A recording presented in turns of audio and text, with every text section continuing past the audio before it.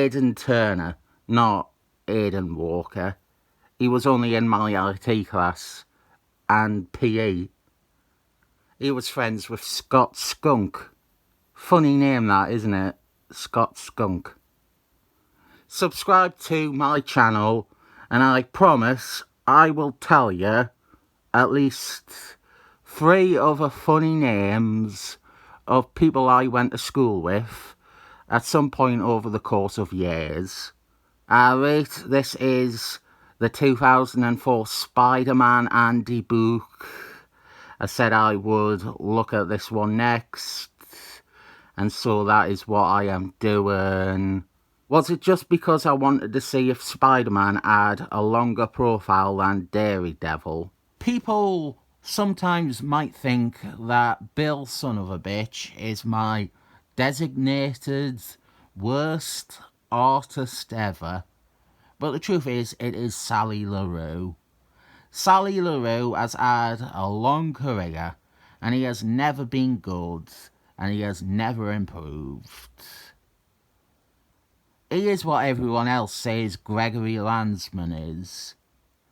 Gregory Landsman has some flair and some style to his tracing of pornography. Gregory Landsman has images that are completely okay. Some what I would call good or appropriate.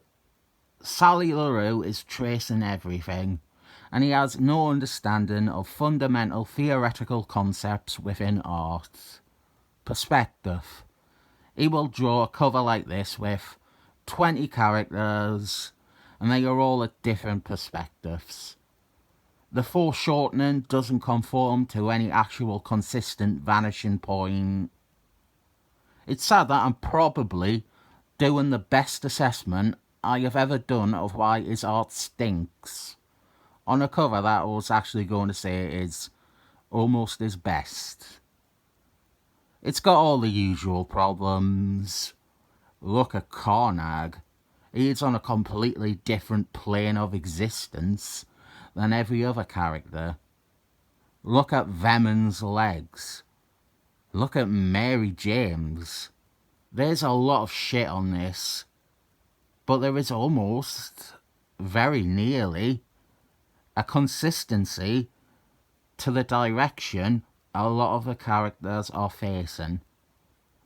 Dan Slott and Scorpion Man would seem to be ground level, and yeah, there's problems like Carnag or Uncle Ben, or God, J.K. Jonah Jamesons.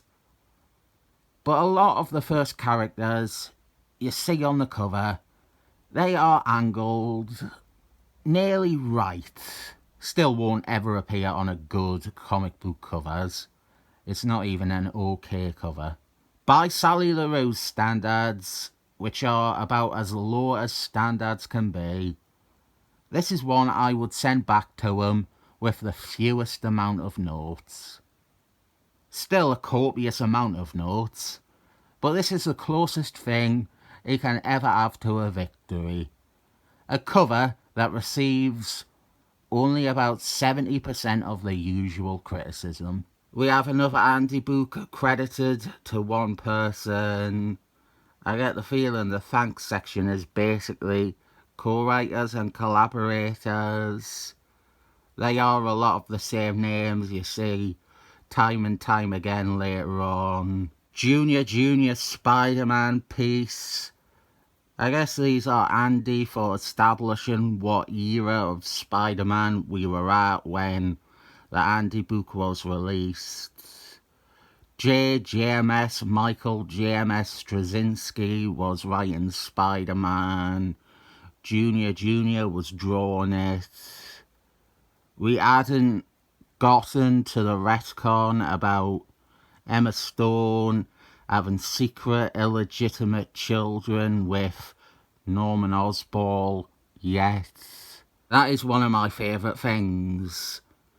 An editorial regime that are in love with Emma Stone were still so negligent at their job that they allowed a story to be printed where Emma Stone was revealed to have had an affair with and mothered children with Norman Osborne. First entry is for what my editorial regime would be in love with, Felicity, my first ever crush. And we have a tremendous picture for her. This is exactly what a Handybook picture should be. This is perfect. Not because I fancy her.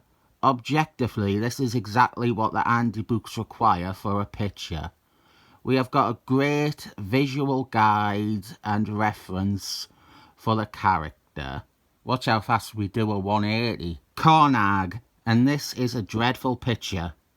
And not even because of the pose or the angle. It is a bad picture because this isn't even the actual Carnag. This is automated Carnag. This isn't canon Carnag. They have used a picture of automated Carnag, and the profile is for specifically the actual mainstream version of Carnag. We went from a 10 out of 10 picture to a 1 out of 10 picture. Actually, I have just had a thought. They might use this exact picture of Carnag. Here is the Handybook to the automated Marvel Universe. Exact same picture. Daily Planet, not a very good profile. With something like this, you want a list of people who work there. The briefest of history about the newspaper isn't enough. And I think that art is from Ultimated Spider-Man as well. No profile for the Daily Planet in this, so I cannot check to see if they just used the same image again. As always, we have the exciting new villains of the time who were being presented to us as if they were as important as Felicity or Carnag. This character, I believe, only appeared the one time, and he has a profile of equal length to Shockster. Spoilers, Shockster has a profile in this. Now here is something you will never see again in these, I don't think. A page devoted just to the image. And it's not even good at that. If you're giving him a whole page, you would hope that they wouldn't be chopping off all his arms. It's not a bad image. I think the full thing might even work as a Handybook picture. He gets 3 pages, but not really. He gets 2 pages and a picture. He would still get 3 pages, I think. If they shrunk the picture down, it would still end up 3 pages long. They could also maybe insert a picture of his old look or looks, which are completely absent. They did have another picture, and it is... Actually, is this even canon? Having a hard time remembering when Max Brooks drew Spider-Man. I don't think he did. I am of the mindset that this is from the Marvel Adventures line, the all ages comics. So it is not even a canon picture of the character again. This is though, I want to say that, this is canon. You might look at it and think, well, he looks a bit like the Ultimated Dan Slott. But no, this is from Negative Exposure by Burger King Von. Then we are going fucking far back in time to Steve Ditman for Elektra's art. And it is also chopping off one of his legs. I don't think Elektra even looked like this anymore. He was wearing a modernised version of this costume, where the mask didn't have the sticky out lightning effect bits. They were just like design painted on his mask. They were like visual marks on his mask. Might as well get... There we go, that's what he looked like in 2004. It was just like flat part of the mask. Ezekiel, his superpower is the use of ADR. Green Gobbler, Norman Osborn. I am undecided if this is a good picture or not. He is in action, which is an obvious no-go, but compared to some of the other choices in this volume, it seems less egregious. I'm surprised this isn't co-published with Dynamite Entertainment. 3 pages for Norman Osborn. Impressive considering he spent all of the 80s dead. Gobbler. This is special, I guess. It is our first Handybook profile for him with regards to the Royce Sternum retcon. All his past profiles were written from the perspective of the botched identity reveal. Lizard Man, a very bad picture for him. It would be one of the worst in here if we didn't have a non-canon Carnag as our only picture of Carnag. I would have called Morloon a flavour of the month, but this is one that Dan Slott drags out every few years. 2-page profile for Aunt Tomei, and I have beef with this one. Her power grid lists most of her stats below the average. She has 1s almost across the board.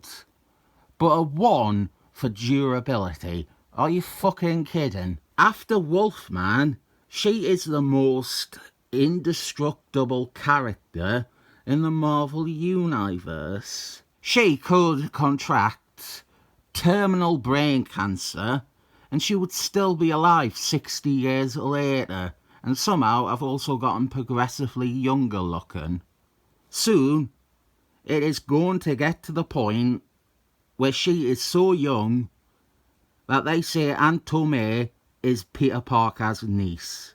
Sandman, his profile really diminishes his status with the Avengers. Scorpion Man, and this is another odd art choice because he didn't look like this anymore. I wonder how much of this was just scrambling around trying to find pictures of these characters rather than good pictures of these characters. Here is one I don't know. I know my Marvel very well, and I have no idea who this is. One thing about this Handybook and a few of the 2004 ones, for some reason, they don't list the first appearance, so I don't even have a frame of reference for when this character appeared. Even the artist, Junior, isn't particularly helpful because he has drawn Spider-Man comics on and off since the 80s. I would assume it is something from the JMS Michael JMS Straczynski run. Shockster, I told you that he had a profile. It's barely a profile. There is so little text in the history section, it is a joke. The first paragraph is his origin. The second 2 are all of his appearances ever. He does have one of the better pictures though. Spider-Man. Even his picture is taking up a lot of the page, but he's not got the whole page devoted to just his picture. The additional pictures used really have little rhyme or reason. It's just more art. I think that is all they are in these Handybooks. Here is some more art we found. That's the attitude. Like, what is this really adding to the profile? This shit picture of Spider-Man. But he gets 6 pages, which is 1 more than Daredevil got. But he also gets this Something they never did again for any other character. This is a costume guide. An incomplete costume guide. They've not even bothered with any of the identity Christmas ones. And I think that Peter Parker at the end might be ultimated Peter Parker.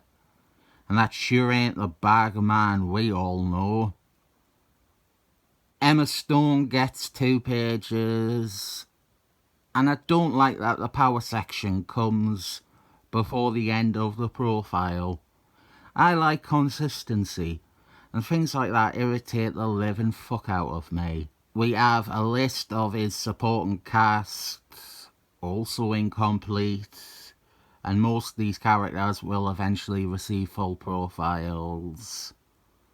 Not the ones who were only here because they were recent, but the main ones will. Venom, I think that is ultimated Venom as well.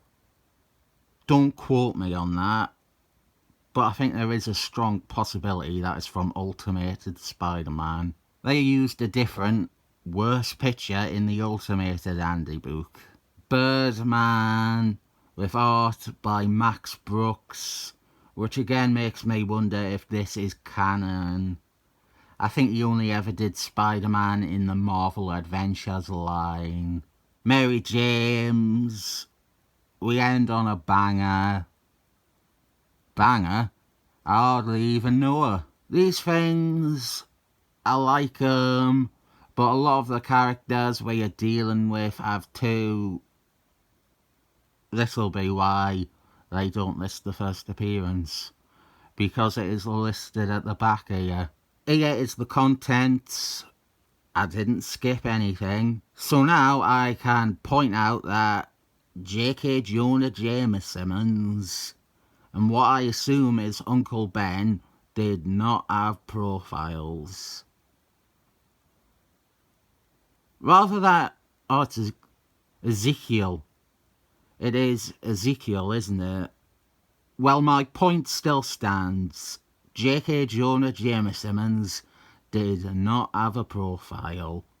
He was only there on the supporting cast page.